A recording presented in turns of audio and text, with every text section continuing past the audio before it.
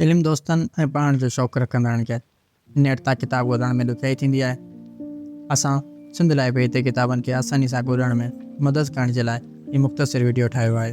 लिबडाक सिंध डाक आर्ट ते किताब ॻोल्हणु। सभ खां पहिरीं लाइब्रेरी खे खोलण लाइ कंहिं बि वेब ब्राउज़र ते वञी लिबडाक सिंध डाक आर्ट लिखी ॻोल्हा कबी।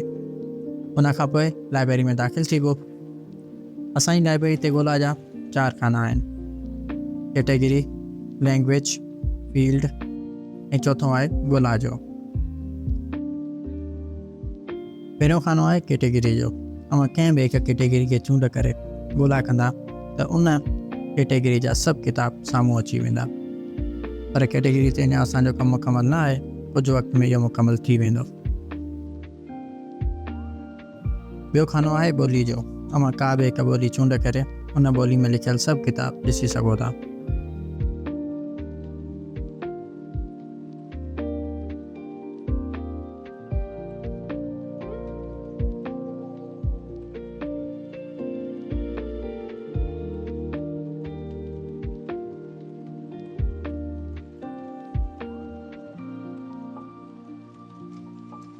टियों खानो ऐं चौथों खानो ॾियल आहिनि। टाइटल, किताब जो नालो, ईयर, छपाई जो साल, अथर, लेखक, पब्लिशर, छपाईंदड़।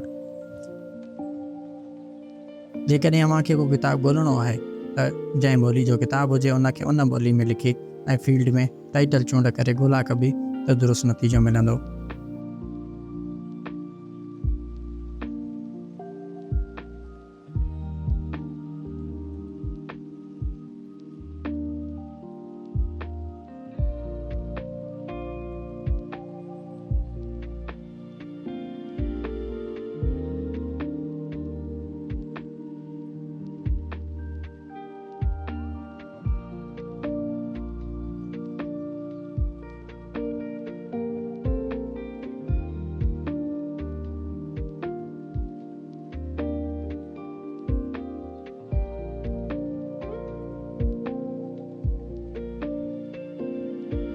जेकॾहिं कंहिं साल में छपियल किताब ॻोल्हणा आहिनि त साल लिखी ऐं फील्ड में ईयर चूंड करे ॻोल्हा कबी त उन साल में छपियल सभु किताब साम्हूं अची वेंदा।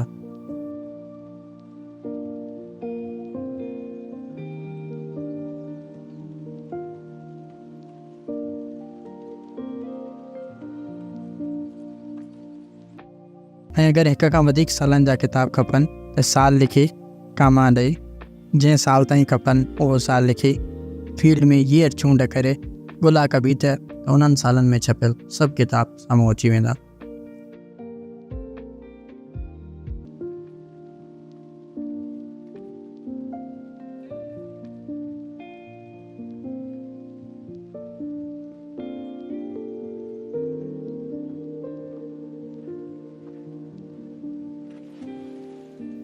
ऐं लाइब्रेरी ते 142 खनि किताबनि में छपाई जो साल मौजूदु न आहे। तव्हां अननोन लिखी ऐं फील्ड में ईयर चूंड करे ॾिसो। जेकॾहिं इन्हनि मां कंहिं बि किताब जो साल अव्हांखे ख़बर आहे त असांखे ॿुधायो, असां हुन में साल विझी छॾींदासीं।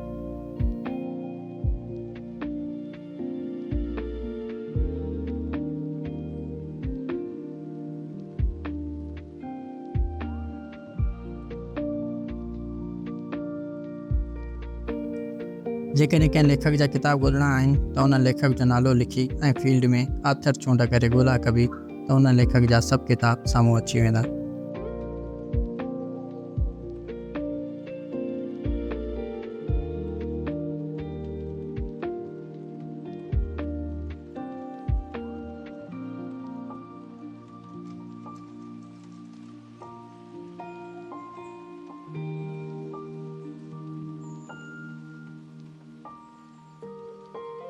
ऐं किन किताबनि में लेखक जे नाले में डॉक्टर, प्रोफेसर ऐं मौलवी जहिड़ा लफ़्ज़ विधल न हूंदा आहिनि त उन हालत में लेखक जो सिर्फ़ु नालो लिखी ॻोल्हा कबी।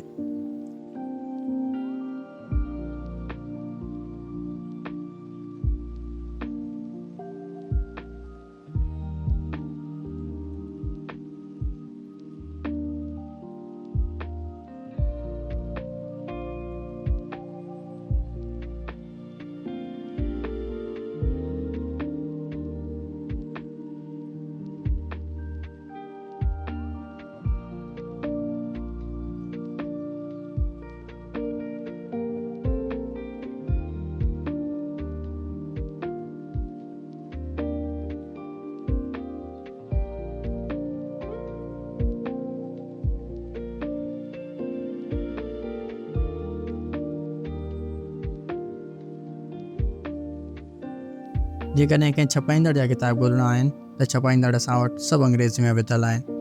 कंहिं बि छपाईंदड़ इदारे या फ़र्द जो नालो लिखी, मिसाल तौरु सिंधालाजी लिखी ऐं फील्ड में पब्लिशर चूंड करे ॻोल्हा कबी त उन जा छपियल सभु किताब साम्हूं अची वेंदा। यादि रहे त किताबनि खे एतिरे वॾे तादाद में नेड़ ते पहुचाइण वारे कम में सिंधालाजीअ असांजी तमामु वॾी मदद कई आहे।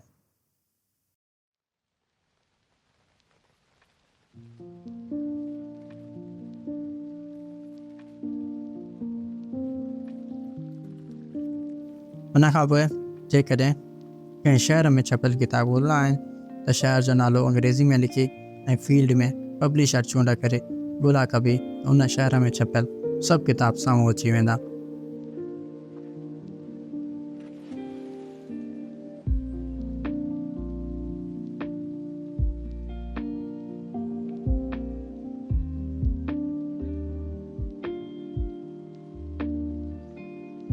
ऐं असांजी लाइब्रेरी ते स्प्रेडशीट बि मौजूदु आहे, जंहिंखे अव्हां डाउनलोड करे उन वक़्त ताईं लाइब्रेरी ते चाढ़ियल किताबनि जी फ़हिरिस्त ऑफलाइन बि ॾिसी सघो था।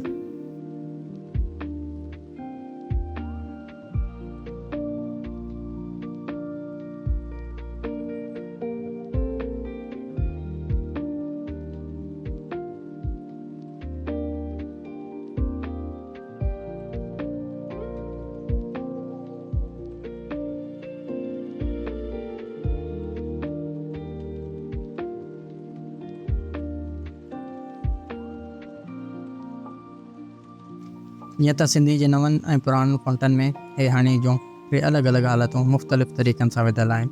इन करे नालनि जी लिखत में फ़र्क़ु अचे थो। इन फ़र्क़ु खे मुंहुं ॾियण जे लाइ जेकॾहिं हिकु हे हाणी ते किताब या लेखक जो नालो ॻोल्हा में न मिले त कीबोर्ड मां ॿी हे हाणीअ जो इस्तेमालु कबो, मिसाल तौरु मंसूर थलो।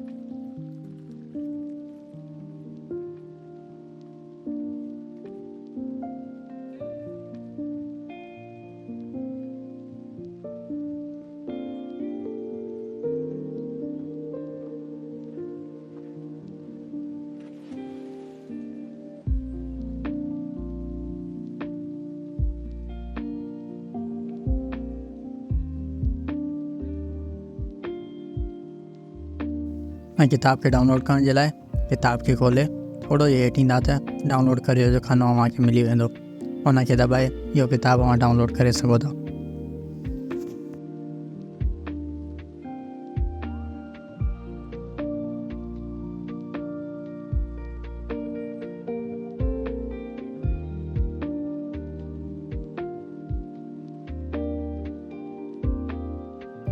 उम्मीद थी कजे त MH power institute of Sindh studies जामशोरे जी ही कोशिश अव्हां लाइ घाराइती थींदी।